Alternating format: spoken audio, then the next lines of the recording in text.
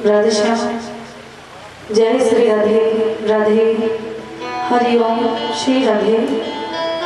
जय श्री राधे राधे श्याम। जय श्री राधे श्याम श्री राधे।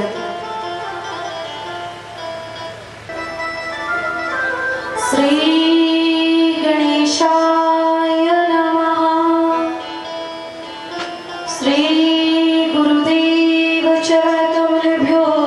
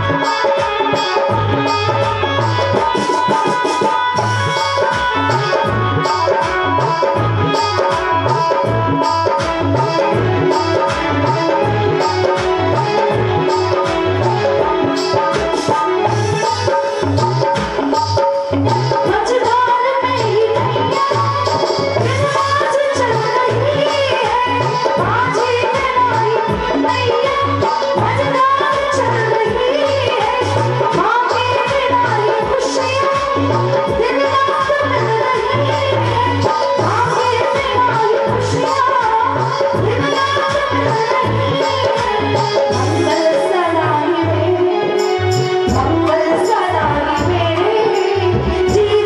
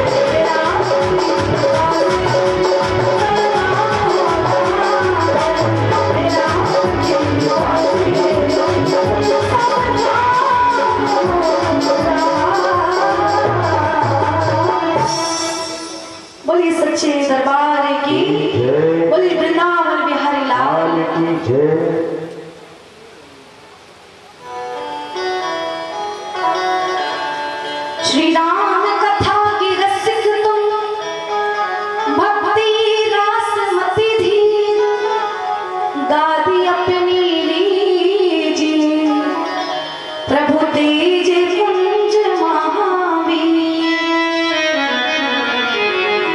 आइए अनंत कोटि बलवंत श्री हनुमंत लाल जी महाराज की गोदी में बैठ करके आज सभी लोग भगवान की अमृतमय कथा को द्वितीय दिवस की पवित्र वेला में श्रवण करने के लिए जाएंगे। कल आप लोगों ने सुना नैमिषारण्य की पवित्र भूमि में सूत जी महाराज को सौन गादी 88,000 ऋषि व्यासपीठ पर विराजमान करते हैं और कहते हैं, प्रभु आप इतने दिनों से हमें पता नहीं कौन कौन सी कथाएं सुना रहे हो, लेकिन मन में जो अज्ञान रूपी अंधकार है वो अंधकार दूर नहीं हो रहा है। तो प्रभु हमारी आपसे विनती है कि कुछ ऐसा सुनाओ जिसे सुनकर के ये अज्ञान, ये मोह, ये सब मिट जाए और ज्ञान रूपी प्रकाश विद्यमान हो जाए। आप हमारे गुरु हो और अगर गुरु की कृपा हो जाती है तो क्या नहीं कर सकते। सच्चे गुरु का अगर जीवन में सानिध्य प्राप्त हो जाता है तो कहते हैं, भागवत में वर्णन आता है, चिंतामणि लोक सुखम सुरद्रु स्वर्ग संपदा प्रयाच्छति गुरु प्रीतो वैकुंठ प्रिय दर्शनम। एक सच्चे गुरु की अगर कृपा हो जाए तो एक महात्मा ही आत्मा को परमात्मा से मिलाते हैं। कौन मिलाता है? महात्मा आत्मा को परमात्मा से मिला देते हैं। ऐसे गुरुदेव होते हैं, लेकिन होना चाहिए सच्चा गुरु। और बताया जाता है कि कोई भी काम करो, कोई भी आप धार्मिक पुण्य अगर करते हो, काम करते हो, अगर आपने गुरु दीक्षा नहीं ली है तो तब तक उसका जो पुण्य है, उसका जो फल है, वो फल आपको नहीं लगता। तो हम और आपको गुरु बनाने चाहिए। अब कुछ लोग सोचते हैं कि गुरु किसे बनाए? हाँ, स्त्री को बनाए कि पुरुष को बनाए, किसे बनाए? देखिए, गुरु आप किसी को भी बना सकते हो, जो आपको ज्ञान दे वो गुरु होता है। स्त्री को भी गुरु बना सकते हैं, पुरुष को भी गुरु बना सकते हैं। अब कुछ लोग कहेंगे दीदी स्त्री है इसलिए ये अपना बोल रही है। नहीं भैया, ऐसी बात नहीं। हम नहीं कह रहे कि हमें गुरु बनाओ, नहीं। आपकी जो इच्छा चाहे उसे गुरु बनाओ, लेकिन गुरु होना चाहिए। मैं सिर्फ इतना क्लियर कर रही हूँ, प्रमाणित कर रही हूँ कि गुरु किसी को भी बना सकते हैं। दत्तात्रेय महाराज जी ने तो 24 गुरु बनाए, चींटी से लेकर हाथी तक। और जिसकी हम जीवनी करते हैं, जिसकी कथा, जिनकी चौपाइयों को गाते हैं, कौन? महान परमहंस गोस्वामी तुलसीदास बाबा। उन्होंने किसे गुरु बनाया? सबसे पहले गुरु उनकी पत्नी थी रत्नावली। उनकी दूसरे गुरु कौन थे? स्वामी नरहरिदास महाराज। लेकिन ये बात सर, हाँ, तो पहले गुरु उनकी कौन थे? उनकी पत्नी थी। आपको पता नहीं होगा या पता भी होगा तो मैं सूक्ष्म रूप से बताना चाहूंगी कि गोस्वामी बाबा जो थे, इनका जब जन्म हुआ तो इनके मुख में 32 दांत थे। इनके मुख में दांत थे, दांत। और जन्म लेने के बाद तुरंत इनके मुख से नाम निकला था, राम। तो इनका सभी ने नाम रख दिया था राम बोला। क्या नाम रख दिया था? राम बोला। जब ये धीरे धीरे बड़े हुए थे, तुलसीदास तो बाद में इनका नाम हुआ। 5 दिन के तुलसीदास हो पाए थे कि इनकी पत्नी, इनकी जो माँ है, उनका प्राणांत हो गया था, उनका अंत हो गया था, मृत्यु हो गई थी। उनकी जो माता है तुलसी, उनके घर में जो नौकरानी थी, उन्होंने तुलसीदास जी का पालन पोषण किया। इनके जो पिताजी थे, उन्होंने तुलसीदास जी को घर से निकाल दिया। बोले अरे इस बच्चे के जन्मते ही दांत है, ये बच्चा तो अशुभ है। उस बच्चे को घर से निकाल दिया, बहिष्कार कर दिया उस बच्चे का। धीरे धीरे वही बच्चा बड़ा हुआ। जैसे तैसे गांव वालों ने उनका विवाह करवा दिया। और जब विवाह करवा दिया तो पहले तो गोस्वामी बाबा का कोई नहीं था, लेकिन आज जब विवाह हो गया तो कोई मिल गया सुख दुख बांटने वाला। तो तुलसीदास जी अपनी पत्नी रत्नावली से इतना प्रेम करते हैं कि एक मिनट भी अपनी पत्नी से दूर नहीं रहते, इतना प्रेम करते। सब कुछ अपनी पत्नी को ही मानते, रत्नावली को ही। तो जैसे ही विवाह हुआ बहुत प्रेम करते, थोड़ी देर को भी खुद से अलग नहीं छोड़ते, 24 घंटे आंखों के सामने रखते हैं। एक दिन की बात है कि रत्नावली की जो माँ है, आप कभी गए हो राजापुर, चित्रकूट के पहले राजापुर नाम का एक गांव है जहां तुलसीदास जी की जन्मभूमि है। और इस दास की इतना सौभाग्य हुआ मुझे कि मुझे वहां पर जाने का, गोस्वामी बाबा की जन्मभूमि के दर्शन हुए। आज भी वहां पर गोस्वामी बाबा की मूर्ति स्थापित है, चेतन अवस्था में।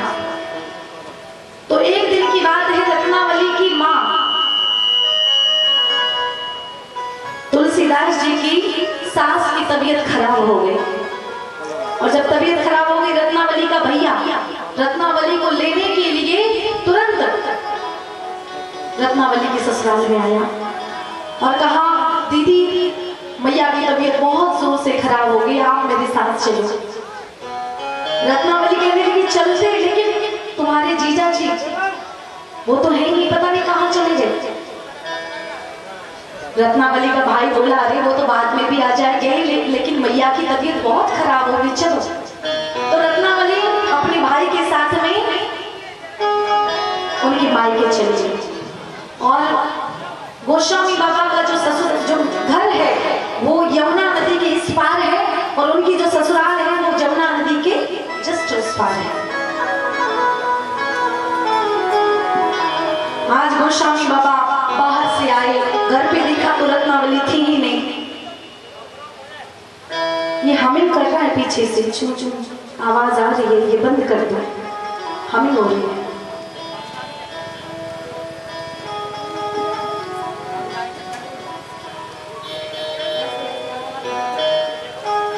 श्री राधे राधे।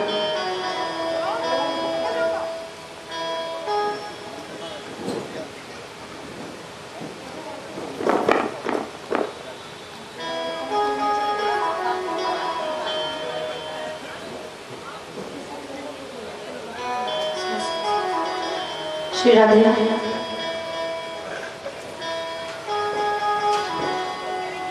आज गोस्वामी बाबा आए,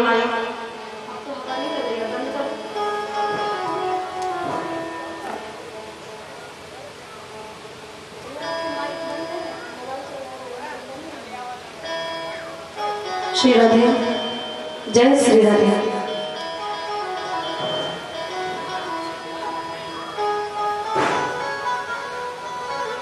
गोस्वामी बाबा ने जैसे ही घर पे आके देखा, रत्नावली कहीं नहीं दिखी, इधर उधर देखा, कहाँ गई। आस पड़ोस में पूछा, जब आपकी पत्नी कहीं चली जाए अगल बगल में बाजू में कहीं बैठने को, तो हम और आप भी कहते हैं ना कि कहाँ चली गई, आस पड़ोस में पूछते हैं। तो वो भी पूछने लगे, कहाँ गई, किसी ने जवाब नहीं दिया। एक स्त्री बोली कि आपकी जो पत्नी है रत्नावली, उनकी मायके में चली गई है, उनकी माँ की तबीयत बहुत खराब हो गई थी। जैसे इतना सुना, गोस्वामी बाबा आज घर में लेटे हुए थे। धीरे धीरे समय व्यतीत हुआ, रात्रि का समय जब रात्रि का समय हुआ, रात को 2-3 बजे थे, 2-3 बजे इतना विरह से कातर होने लगे, विरह की अग्नि इतनी प्रज्वलित हो गई कि सोचने लगे कि मेरी पत्नी मुझे छोड़ के चली जाए, मुझसे तो बिल्कुल नहीं रहा जा रहा, कहाँ गई मेरी पत्नी। आज सोचने लगे मैं अभी ही अभी अपनी पत्नी को लेकर के आऊंगा। गोस्वामी बाबा कहते हैं कि कैसे पार हुए। जमुना नदी इतनी गहरी है, जिसकी अथाह गहराई है, जिसकी गहराई कोई नाप नहीं सकता, इतनी गहरी है जमुना मैया। तो हलाहल बारिश हो रही थी, जमुना मैया को पार कैसे किया।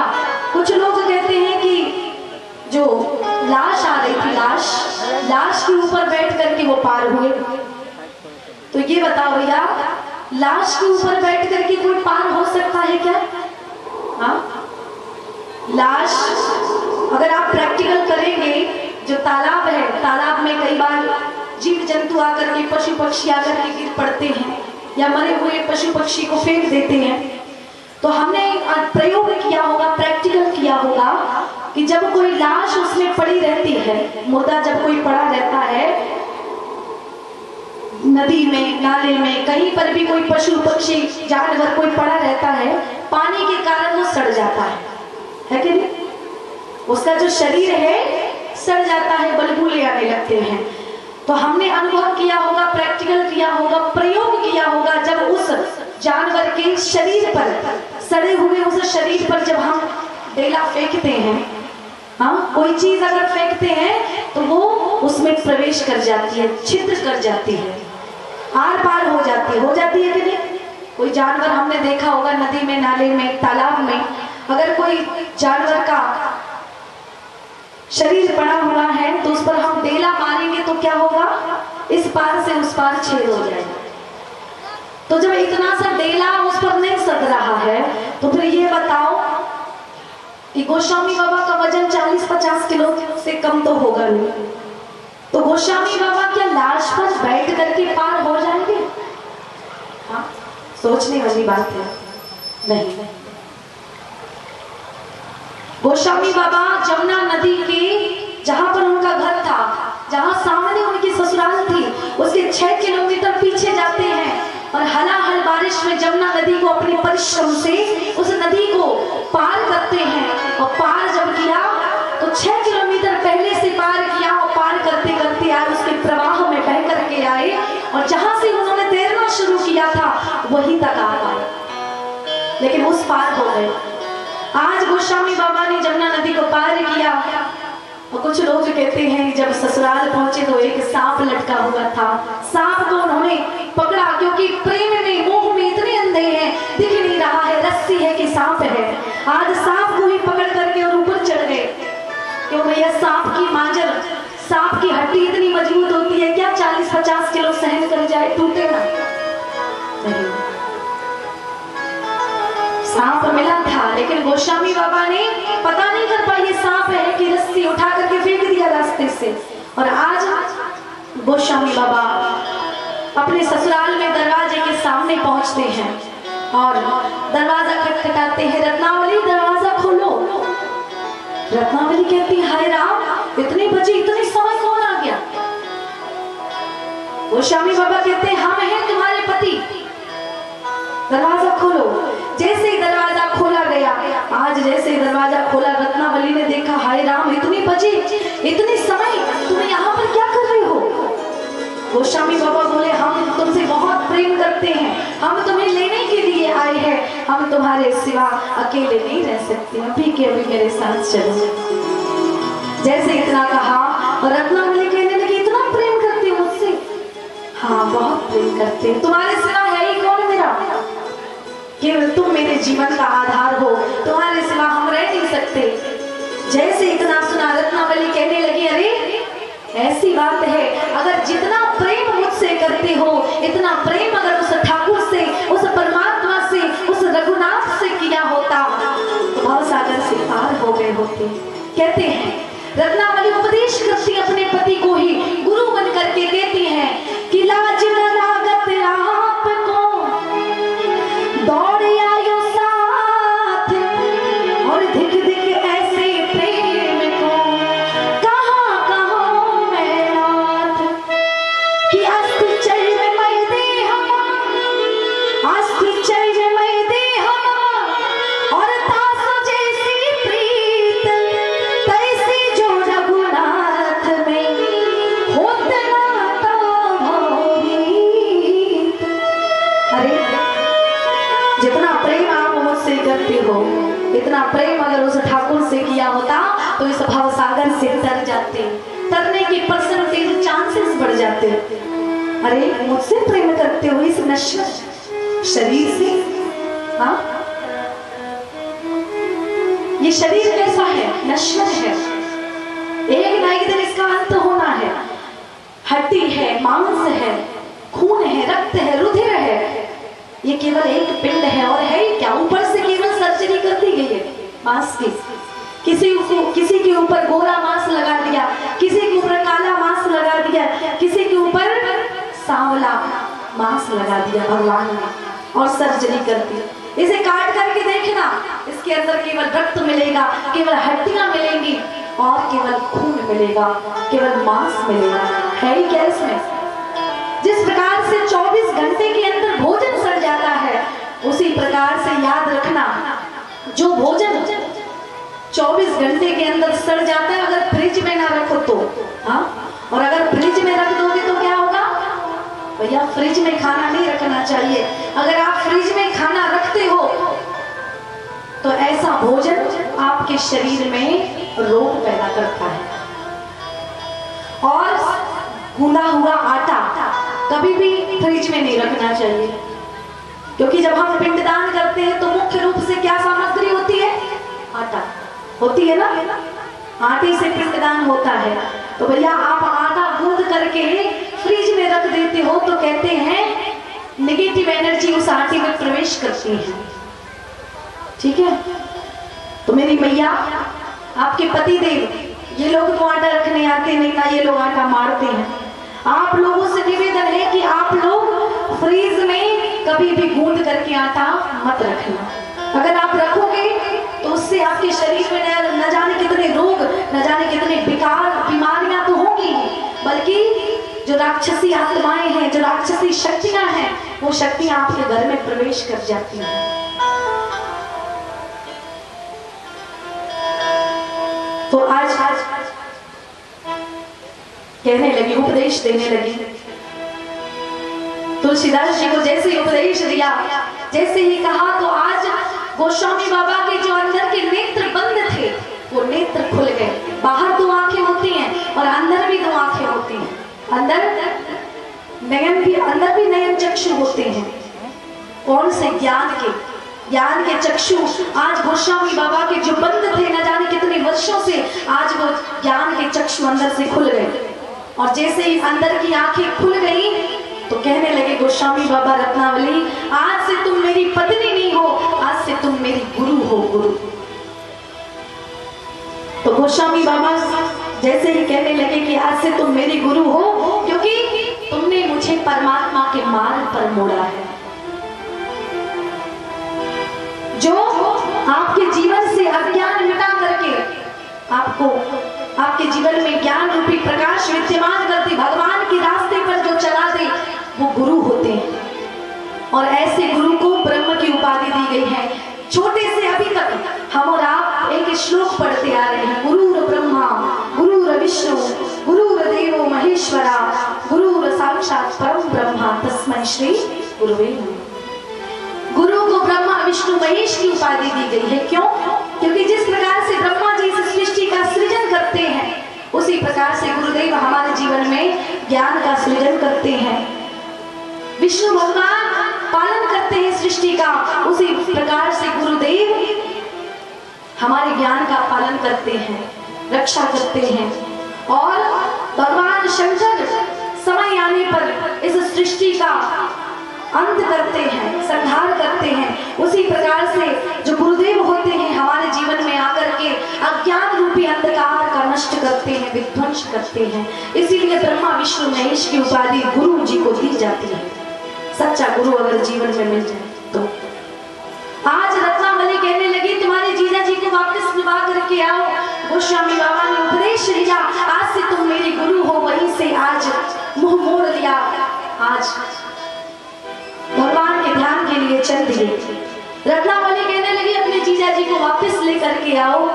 जैसे ही भाई गया अपने जीजा जी गोस्वामी बाबा को लौटाने के लिए, गोस्वामी बाबा बोले नहीं नहीं नहीं, अब मेरा कोई रिश्तेदार नहीं है, कोई सगा नहीं है, कोई संबंधी नहीं है, अब तो केवल भगवान ही मेरे रिश्तेदार हैं। और सच में इस दुनिया में 2 ही रिश्तेदार होते हैं। जैसे इतना सुना, भाई आया, बोले वो कभी नहीं लौटेंगे, अब उन्हें तो वैराग्य हो गया है। गोस्वामी बाबा हमेशा के लिए चल दिए। जैसे इतना सुना रत्नावली ने कि कभी नहीं लौटेंगे, आज खटिया पर लेटी हुई थी, खटिया पर ही गोस्वामी बाबा की पत्नी ने, रत्नावली ने खटिया पर ही सती हो गई, प्राण त्याग दिए। और संसार में केवल दो रिश्तेदार होते हैं। कौन कौन? केवल दो। आइए सुनते हैं कौन रिश्तेदार होते हैं। हमारे दो ही रिश्तेदार, हमारे दो ही रिश्तेदार, एक हमारे बाके बिहारी, दूसरी राधा रानी सरकार। हमारे तुम्हारे हमारे दो ही रिश्तेदार, हमारे दो ही रिश्तेदार, हमारे दो ही रिश्तेदार, हमारे दो ही रिश्तेदार।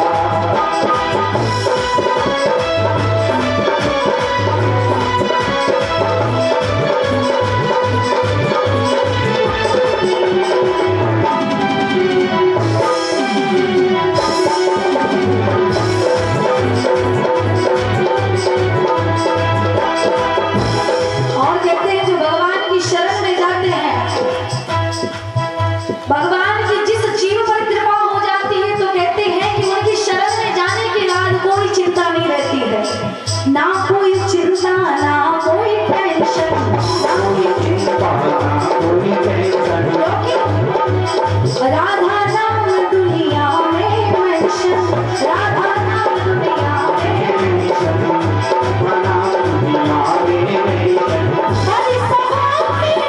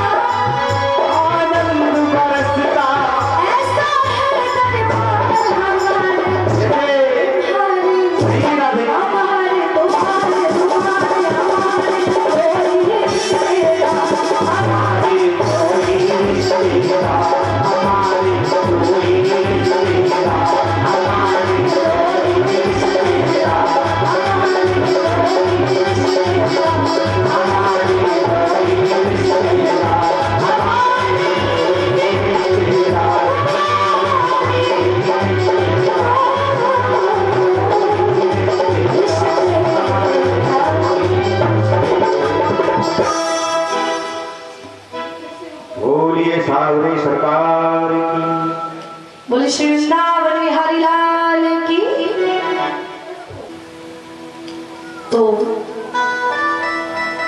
कहने का तात्पर्य ये है, जीवन में गुरु अवश्य होने चाहिए, क्योंकि कई जगह तो ऐसी हैं जहां गुरु के बिना काम ही नहीं चल सकेगा। जैसे कि for example doctor, medical student जो होते हैं, अगर डॉक्टर ना सिखाएं कि कैसे ऑपरेशन किया जाता है, कैसे यहाँ का ऑपरेशन करना है, कैसे नस को काटना है, कहाँ से जोड़ना है, कहाँ से हार्ट ऑपरेशन करना है, कहाँ से किडनी का ऑपरेशन करना है, तो बताओ अगर एक डॉक्टर दूसरे स्टूडेंट को नहीं सिखाएगा, जो डॉक्टर है वो गुरु ही तो है। दूसरा एक डॉक्टर अगर दूसरे स्टूडेंट को नहीं सिखाएगा, शिष्य को नहीं सिखाएगा कि कैसे ऑपरेशन किया जाता है, तो क्या नए डॉक्टर तैयार होंगे? नहीं होंगे। तो वहां पर डॉक्टर रूपी गुरु की बहुत ज्यादा जरूरत है। कहाँ पे? Medical science. एक टीचर जो होता है न जाने कितने विद्यार्थियों को पढ़ाता है ताकि भारत का भविष्य सुधर सके, भारत का जो भविष्य है वो आगे बढ़ सके। तो गुरु के जीवन में बहुत आवश्यकता होती है। एक गुरु ही होते हैं जो भव सागर से पार लगाते हैं।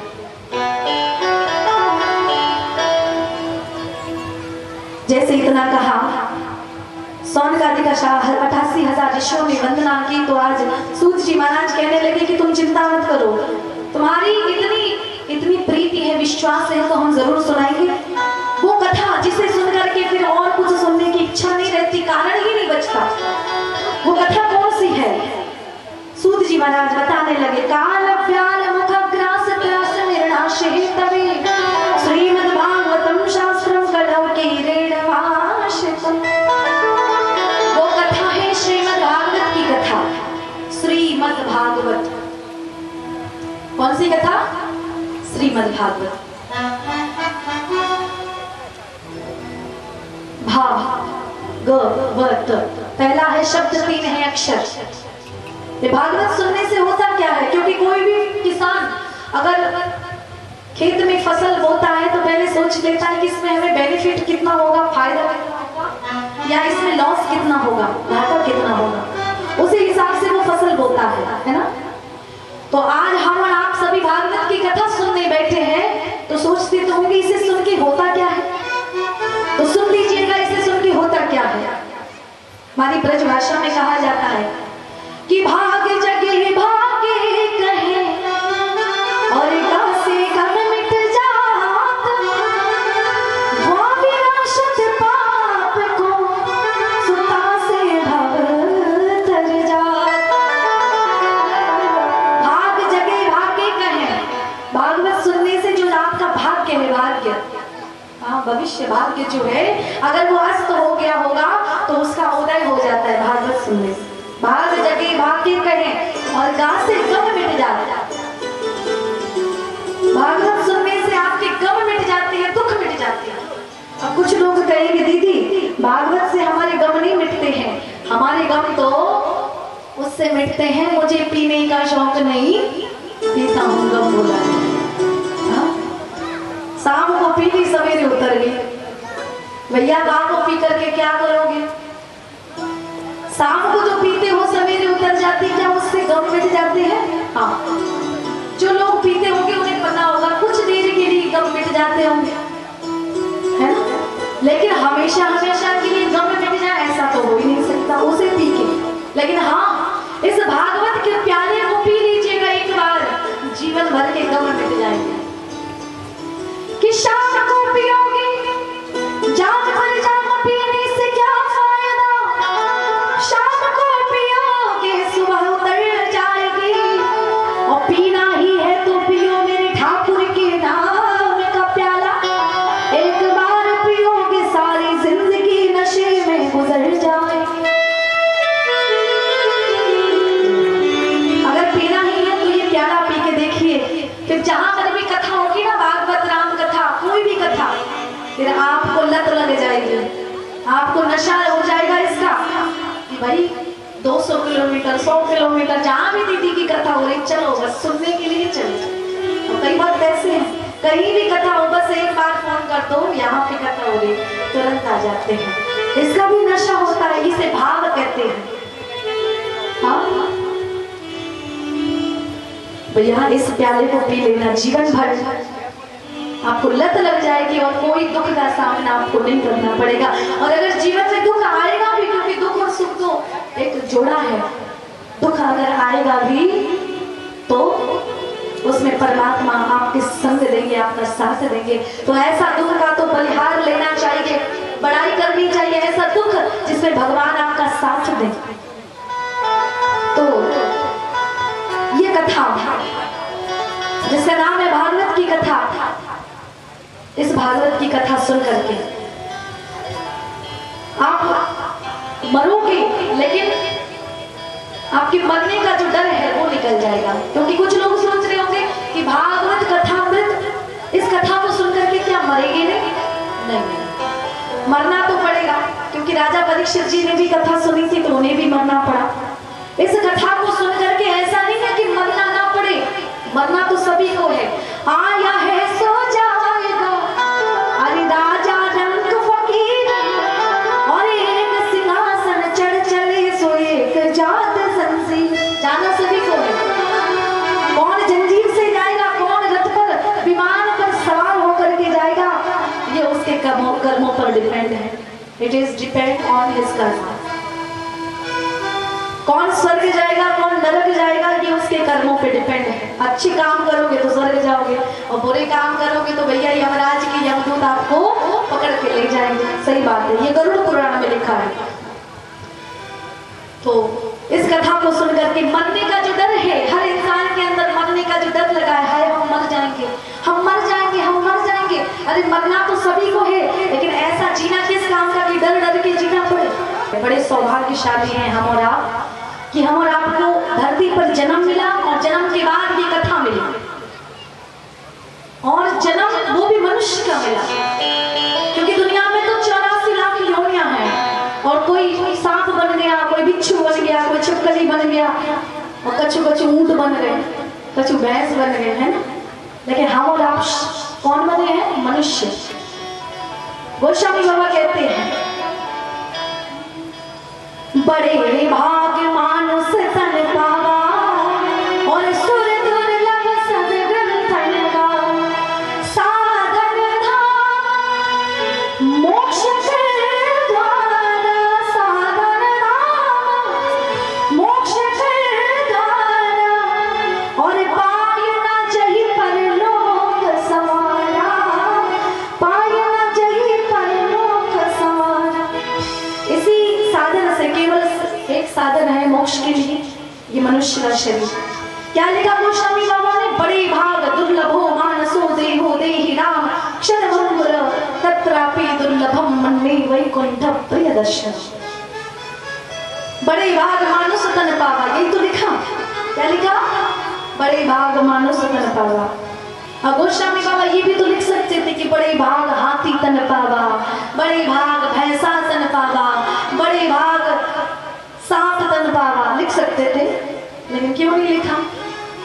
कि बड़े भाग है ही नहीं वो तन, वो शरीर बड़े भाग्यशाली है ही नहीं। केवल भाग्यशाली अगर कोई है तो ये शरीर है। इसीलिए मनुष्य शरीर के लिए, मनुष्य शरीर के लिए लिखा, बड़े भाग मानुष तन पावा, और सुर दुर्लभ सद्ग्रंथन का। बड़े भाग्य है हमारे जो मनुष्य का शरीर मिला, क्योंकि दो देवताओं को भी ये शरीर दुर्लभ होता है। मनुष्य का शरीर मिला है तो आइए भगवान की अमृत कथा को सुन करके इस जीवन को, इस शरीर को सार्थक बनाएं। क्योंकि यही शरीर आपके मोक्ष का कारण बनता है। ध्यान से सुनिएगा, अगर इस शरीर में जो मन पल रहा है, इस मन को अगर संसार में लगाओगे तो वही बंधन का कारण बनेगा। और इसी शरीर को अगर गोविंद के चरणों में इसकी डोर को बांधोगे तो यही शरीर, यही मन मोक्ष का साधन, मोक्ष का कारण बन जाएगा। बोलिए वृंदावन बिहारी लाल की जय। गोस्वामी बाबा का सूत जी महाराज वर्णन करते हैं, ये जो कथा है ये देवताओं को भी दुर्लभ है। क्योंकि देवताओं को ये कथा सुनने से बहिष्कृत कर दिया गया था। जब सुखदेव जी महामुनि, सुखदेव जी महाराज वेद व्यास जी महाराज के पुत्र सुखदेव जी महाराज ये कथा राजा परीक्षित को जब सुना रहे थे, संकल्प लेकर करके तो उसी समय जो इंद्र है अमृत का कलश लेकर के सभी देवताओं के साथ में इंद्र आया और सुखदेव जी महाराज से कहने लगा, सुखदेव जी ये अमृत का कलश आप राजा परीक्षित को पिला दो। इस अमृत को पी करके राजा परीक्षित की मृत्यु नहीं होगी, मौत नहीं होगी, लेकिन ये जो अमृत है, ये जो कथा है, ये आप हमें सुना दो। जैसे इतना कहा तो सुखदेव जी महाराज राजा परीक्षित से बोले, राजन आपको अमृत पीना है कि कथा अमृत पीना है? बोले दोनों में अंतर बताइए, क्या अंतर है? सुखदेव जी महाराज कहने लगे बहुत बड़ा अंतर है। क्या? कहने लगे, क्व सुधा क्व कथा लोके, क्व सुधा क्व कथा लोके, क्व काचः क्व मणिर्मः, ब्रह्मणातो विचारेव देव, तदा देवान् जिहासः। ये कथा कहाँ, ये कथा कहाँ, ये कथा रूपी अमृत और ये कहाँ अमृत। एक तुलना भी अगर करने के लिए चले तो कांच की तुलना मणि से चले। अरे मणि जो महामूल्य होती है, मूल्यवान होती है, और कांच की कोई ज्यादा वैल्यू नहीं होती है। तुलना भी करने की तो समान चीज से तुलना करते। राजा परीक्षित इस अमृत को पी करके तुम मरोगे नहीं, और इस भागवत कथा अमृत को पी करके तुम जन्म मरण के चक्कर से छूट जाओगे। पुनरपि जननम पुनरपि मरणम पुनरपि जननी जठरेश शयनम। पुनः माँ के गर्भ में प्रवेश करना, पुनः जन्म लेना, पुनः मरना, पुनः जन्म लेना, पुनः मरना, ये जन्म मरण के चक्कर से आप छूट जाओगे। लाला माइक वाले भैया थोड़ी सी आवाज बढ़ा दीजिए, वापसी आने लगे। तो इस कथा अमृत को पी करके तुम जन्म मरण के चक्कर से छूट जाओगे और तुम्हें मोक्ष मिल जाएगा। भगवान के चरणों में तुम्हें जगह मिलेगी हमेशा के लिए। कौन सी कथा सुनाए? ये अमृत पीना है कि कथा सुननी है? राजा परीक्षित बोले तो फिर हमें तो ये कथा सुनाओ, हमें ये अमृत नहीं पीना। आज सुखदेव जी ने इंद्र को बहिष्कृत कर दिया, भगा दिया, वहां से जाओ। अरे तुम अदला बदली करने आए? तुम अगर भाव से कथा सुनने के लिए आते ना तो कथा सुनाते, लेकिन व्यापार करने के लिए आए हो तो व्यापार के लिए कथा नहीं है। ठीक है, जाओ वहां से भगा दो। आज 7 दिन की कथा के बाद जब राजा परीक्षित का मोक्ष हुआ तो सभी देवता तो पहले से ही चिढ़ गए थे। आज अपने पिता ब्रह्मा जी के पास पहुंचे, पिताजी क्या ये कथा इतनी अच्छी है कि 7 दिन में मोक्ष करवा दे? परीक्षित राजा ब्रह्मा जी महाराज को भी बड़ा अचंभित हो गए, आश्चर्य हुआ, ऐसी ही कथा है क्या? जरा देखो तो। एक तराजू लिया, एक तराजू के एक पलड़े में भागवत कथा अमृत का ये ग्रंथ रखा, और एक तरफ तल तलातल रसातल विसातल 14 लोक 7 लोक 14 भुवन का जो सुख है, सारा सुख दूसरे पलड़े पे रख दिया। और जैसे ही वजन किया तो आज ज्यादा वजन जिसमें होता है वो पलड़ा नीचे हो जाता है ना, तो ज्यादा वजन ज्यादा महत्व जिसमें था वो भागवत का ग्रंथ, वो भागवत का तराजू आज नीचे हो गया अधिक वजन के कारण। बोले भागवत भगवान की, ऐसी भागवत की कथा है। साथी है मित्र गंग के जल बिंदु पान तक। सच्चाई तो यही है, इस संसार में कोई अपना है ही नहीं, बस मान बैठते हैं कि ये हमारा है। इसलिए बस यही मेरे दुख का कारण है। इसलिए कहना है कि साथी है मित्र गंग के जल बिंदु पान तक। हमारे जो साथी है वो हमारा साथ केवल गंगा जल पान कराने तक, क्योंकि ये हमारी अंतिम यात्रा का टिकट है। इसको संभाल कर रखिए अपने पास, हमारी अंतिम यात्रा बड़ी सुगमता से सफल होगी।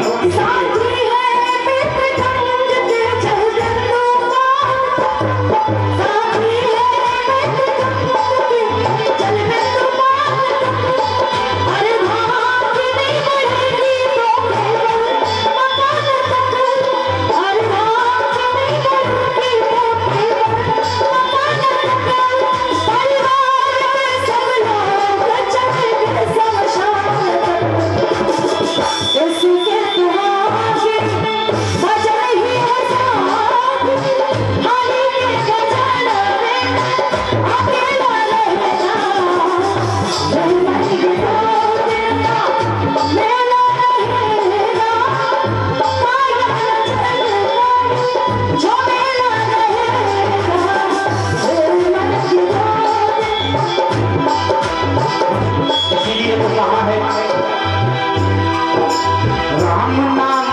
घर राम नाम राम नाम